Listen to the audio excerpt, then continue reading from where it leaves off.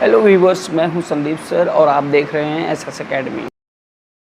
Parts of speech क्या है? ये पार्ट्स ऑफ स्पीच बच्चे से बचपन से डरते हैं, बच्चों के बचपन से पढ़ा जाता है। तो आज ये जो पार्ट्स ऑफ स्पीच है, इसके बारे में हम सही तरीके से जानेंगे। सबसे पहले जानेंगे what is a parts of speech. Parts of speech है क्या? इसे हिंदी में हम लोग बोलते हैं शब्द भेद, मतलब किसी शब्द का भेद जानना। चलिए तो देखते हैं हम इसको कैसे हम इसको समझ पाते हैं या जान पाते हैं। तो पार्ट्स ऑफ स्पीच को हिंदी में शब्द भेद कहा जाता है, जो शब्दों के भेद यानी उनके बारे में बताता हो या उनके राज रहस्य के बारे में बताता हो। जैसे अगर आप किसी व्यक्ति के बारे में जानना चाहते हैं तो सबसे पहले उसका नाम, पता, परिवार क्या है, जात क्या है उसकी, शादीशुदा है या नहीं है, पढ़ाई कितना किया है, अमीर है या गरीब है, गुण क्या क्या है, उसके अवगुण क्या हैं, पहचान कितनी रखता है, उसकी समाज में पहचान किस तरह से है, ये सारी चीज़ें जानने की कोशिश करते हैं। ठीक है, उसी तरह से पार्ट्स ऑफ स्पीच को जानने के लिए हमें उनके बारे में पढ़ना या जानना होगा, मतलब कि उनके भेद के बारे में, उनके रहस्यों के बारे में हमें जानना होगा, जो कि आज तक आपने नहीं सुना होगा। तो हम ये जो वीडियो हम इसमें इसी के बारे में चर्चा करेंगे पूरे डिटेल्स में। ठीक है दोस्तों, चलिए आगे बढ़ते हैं। क्या है parts of speech? Parts of speech शब्द भेद को कहा जाता है। अंग्रेजी भाषा के शब्दों को उनके अर्थ एवं प्रयोग के अनुसार 8 भागों में बांटा गया है, जिसमें से प्रत्येक को पार्ट्स ऑफ स्पीच कहा जाता है। जैसे कि एक व्यक्ति कभी भी परिवार का निर्माण नहीं कर सकता अकेला, उसे बनाने के लिए 2 या ये बोल सकते हैं कि 1 से अधिक व्यक्तियों की आवश्यकता पड़ती है। ठीक है, तो अगर 1, 2 या 4 या 5 या 10 मिलकर के एक फैमिली, बिग फैमिली बनती है, या तो आप ज्वाइंट फैमिली बोल सकते हैं। ठीक है, तो जो ये फैमिली होती है उसमें हर एक का अपना एक योगदान होता है। ठीक है, उसी तरह से जो हमारी बॉडी है, बॉडी में हमारे बहुत सारे अंग होते हैं। ठीक है, अब उसमें से अगर हम कुछ चीज़ों को निकाल लें तो क्या हमारी बॉडी प्रॉपर तरीके से रन करेगी? कभी नहीं करेगी दोस्तों। तो उसी तरह से पार्ट्स ऑफ स्पीच भी है, अगर इसमें से आप 1-2 को भी निकाल लेंगे तो ये प्रॉपर तरीके से रन नहीं कर सकती। या तो आप ये बोल सकते हैं कि विदाउट पार्ट्स ऑफ स्पीच के इंग्लिश का या उसके ग्रामर का कोई भी महत्व नहीं है, या आप बोल सकते हैं कि ग्रामर उसके बिना हो ही नहीं सकता। तो आइए जानते हैं ये किस तरह से वो कार्य करते हैं। ठीक है, चलिए आगे बढ़ते हैं। Oh my God, why are you and Ram climbing on the big tree today? तो अब इसे हम अलग अलग तरीके से समझेंगे कि एक एक का मतलब क्या है। ये हम लोग पार्ट्स ऑफ स्पीच में देख सकते हैं। ठीक है, चलिए आगे बढ़ते हैं। Oh interjection, my pronoun, God noun, why adverb, are verb, Ram noun, and conjunction, you pronoun, climbing, verb, on, preposition, the, articles, big, adjective, tree, noun, today, adverb। तो देखा आप लोगों ने किस तरह से सारी चीज़ें एक दूसरे से जुड़ी हुई हैं, अपने कि किस तरह से ये जितने भी पार्ट्स ऑफ स्पीच हैं इनके बिना ये ग्रामर बन ही नहीं सकता। या तो आप ये बोल सकते हैं कि इनके बिना ग्रामर हो ही नहीं सकता, इनके बिना इंग्लिश भाषा भी अधूरी है। तो आपको ये चीज़ें बहुत प्रॉपर तरीके से समझ में आ गई होंगी कि पार्ट्स ऑफ स्पीच इतना इम्पॉर्टेंट क्यों है और बचपन से ही ये बच्चों को ग्रामर में क्यों सिखाया जाता है। ये समझ में आ गया दोस्तों? तो चलिए आगे बढ़ते हैं। ठीक है दोस्तों, तो चलिए आगे इसके बारे में और भी जानकारी लेते हैं। तो जैसे भी अब जैसे है कि noun, what is a noun? Noun is a naming word. जो नाम है वही नाउन है। जो भी इस दुनिया में किसी न किसी कारण से स्वयं उत्पन्न हुए हैं या बनाए गए हैं तथा जिनका कुछ ना कुछ नाम है उसे हम नाउन कहते हैं। जैसे कि देख लीजिए, जो खुद से उत्पन्न हुए हैं जिसको किसी ने नहीं बनाया, universe, earth, sun, moon, stars, mountain, river, water, volcanic, air. अब ये सारी चीज़ों को किसी ने बनाया। और भी ये चीज़ें, human being, animals, plants, metal. तो देखा आप लोगों ने, नाउन के ये भी प्रकार है। अब दूसरी चीज़ में आ जाए, मैन मेड नाउन्स, जो आदमियों के द्वारा बनाई गई हैं। उसमें क्या क्या है? Chair, fan, cloth, plastic, ring, house, car. इसे आप छू कर भी देख सकते हैं, आप वैसे भी देख सकते हैं। ठीक है दोस्तों, तो ये मैन मेड है, ये मनुष्यों के द्वारा बनाया गया है। ठीक है, चलिए आगे बढ़ते हैं। हैप्पीनेस। हैप्पीनेस एक ऐसा नाउन है जो हम फील कर सकते हैं। उसी तरह से हार्डनेस, इलनेस, जो हम फील कर सकते हैं अपने आप को, ऐसे हम कमज़ोर हैं। ठीक है, उसी तरह से सैडनेस, हम भाई अगर बहुत ज़्यादा दुखी हैं तो भी वो बता सकते हैं। सॉफ्टनेस, यह सब हम फील कर सकते हैं, इसको हम सिर्फ फील कर सकते हैं, इसे हम बता नहीं सकते, दिखा नहीं सकते। हाँ, थोड़े एक्सप्रेशन में आप करके उसको बता सकते हैं, लेकिन ये जिनको नहीं हुआ है वो भी उसको दिखा सकते हैं। तो चलिए आगे बढ़ते हैं। सर्वनाम, pronoun, a word which is used instead of a noun. सर्वनाम क्या है? क्या है प्रोनाउन? प्रोनाउन का मतलब होता है सर्वनाम, जो संज्ञा की जगह यूज किया जाता हो या किसी नाम की जगह यूज किया जाता हो वैसा वर्ड। ठीक है, तो जैसे हो गया I, we, you, he, she, it, they, my, our, your, his, her, its, their, mine, me, us, him, theirs, thems, yours. तो देखा, ये सब प्रोनाउन है। Ram is a good person, he is a teacher. अब जहाँ पे देख रहे हैं आप, राम जो है वो क्या, एक अच्छा पर्सन है, मतलब एक अच्छा आदमी है। अब राम का नाम हम बार बार तो यूज नहीं कर सकते, इसलिए हमने नीचे देखिए एक उदाहरण लिया है, ही इज अ टीचर। वह क्या है? वह एक टीचर है। तो हमने राम की जगह पे क्या रखा है? ही। तो आपको ये समझ में आ गया होगा कि जो नाउन की जगह लेता है उसे ही हम प्रोनाउन कहते हैं। ठीक है दोस्तों, चलिए आगे बढ़ते हैं। तीसरा पार्ट जो ये ग्रामर का है उसका नाम है एडजेक्टिव। एडजेक्टिव क्या है? अ word which tells us something more about a noun. ऐसा वर्ड जो नाउन के बारे में बहुत ज्यादा बताता हो।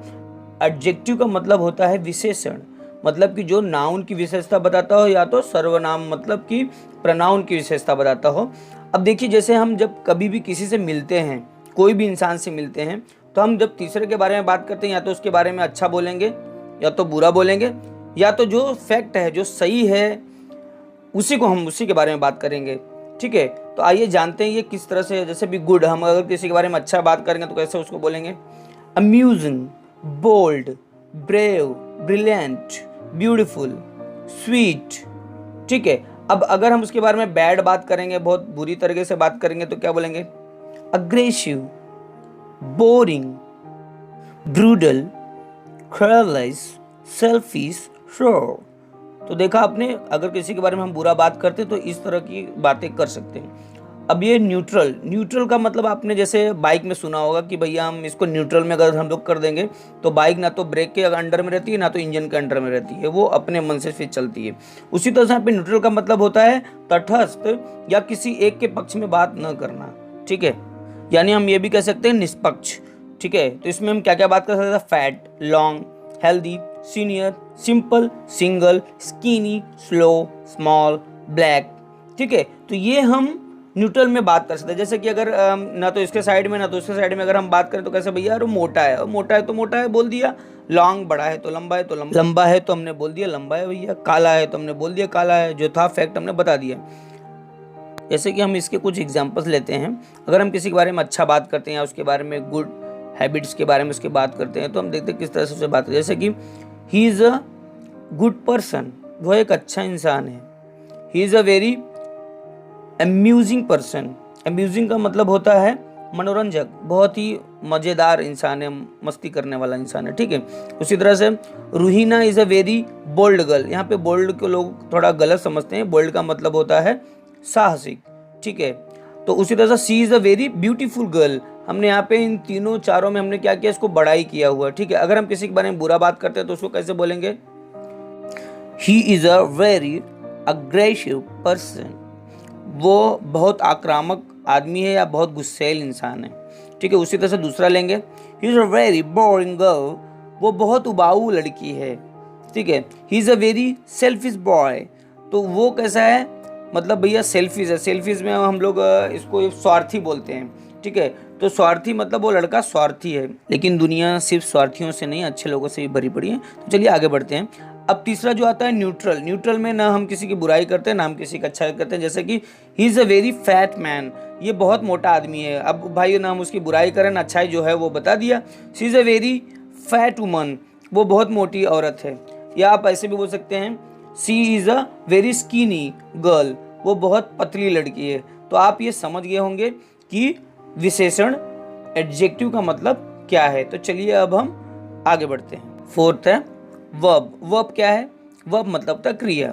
अ word which shows an action, jump, sing, drink, eat, dance etcetera.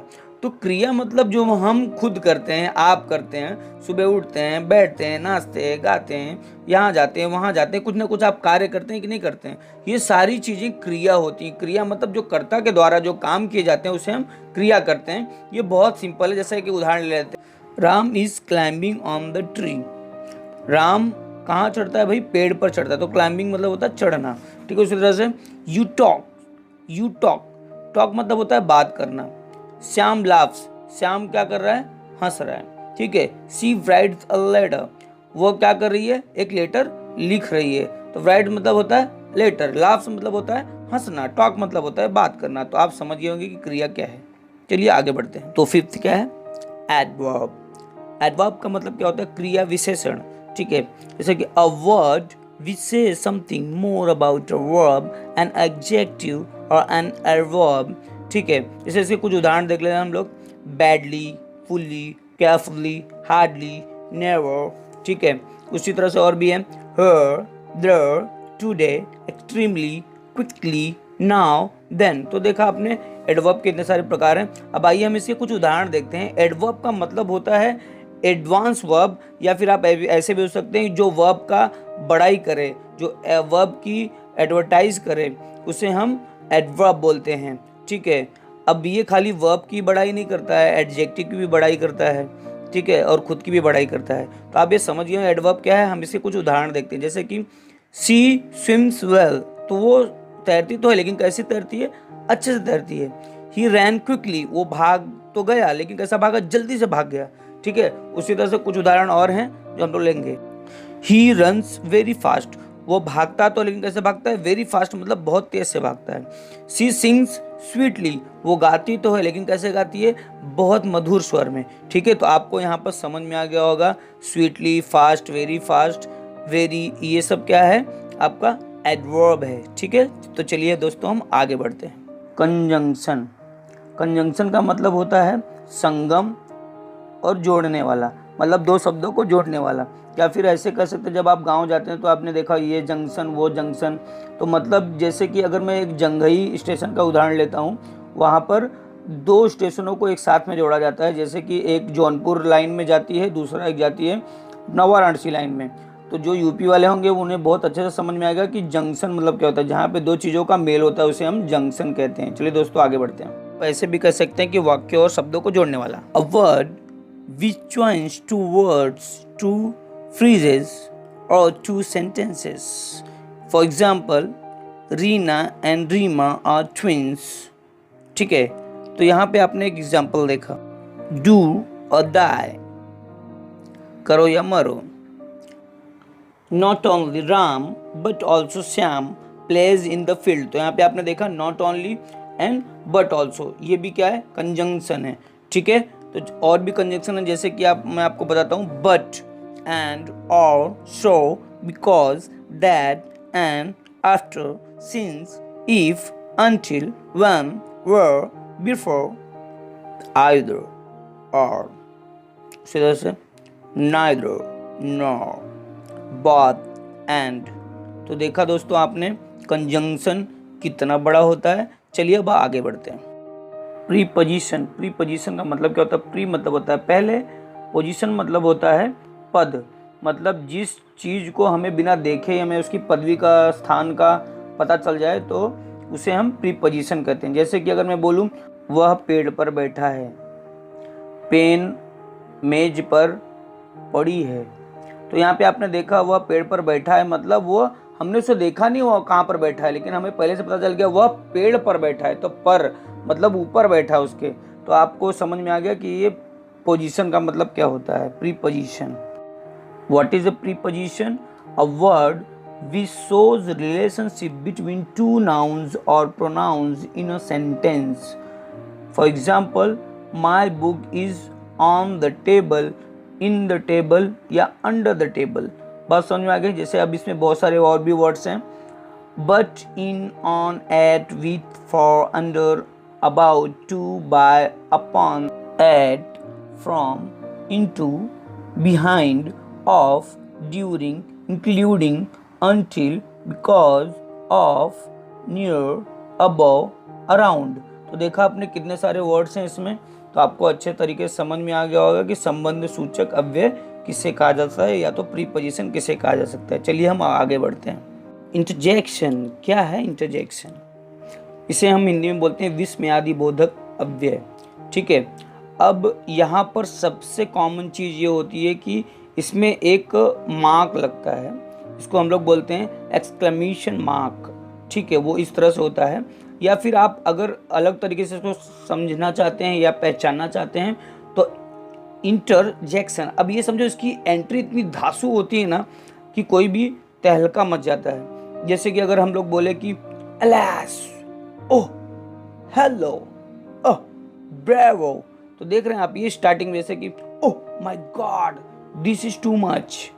तो यहाँ पर देख रहे हैं आप इसकी जो एंट्री है वो इतनी धांसू होती है कि आप इसको देख के पहचान सकते हैं, और इसमें सबसे मेन क्या होता है? एक्सक्लेमेशन मार्क होता है। तो आइए चलिए जानते हैं what is interjection. A word which expresses strong feelings. जहाँ पे ये समझ सकते हैं आपकी जो इसकी जो फीलिंग्स होती है वो बहुत ज़्यादा स्ट्रॉन्ग होती है, और वो इस तरह से दिखाई जाती है कि हमें तुरंत समझ में आ जाएगा कि भैया ये इंटरजेक्शन है। ठीक है, अब जैसे कि आपने कुछ वर्ड्स देखे होंगे जैसे alas, oh, hello, oh, bravo. तो चलिए एक उदाहरण देखते हैं, जैसे कि hurray, we have on the match.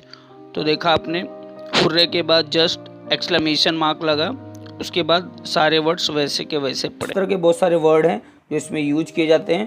तो अब इंटरजेक्शन आपको अच्छे तरीके से समझ में आ गया। फिलहाल तो अभी मैं इसके बारे में एक पर्सनल वीडियो भी लाऊंगा, तो आप ये हमारे चैनल को प्लीज़ लाइक, सब्सक्राइब और बेल आइकन को प्लीज़ ज़रूर से ज़रूर दबाइए, ताकि हमारी आने वाली लेटेस्ट वीडियो आप तक ज़रूर से ज़रूर पहुंच जाए। चलिए बाय बाय।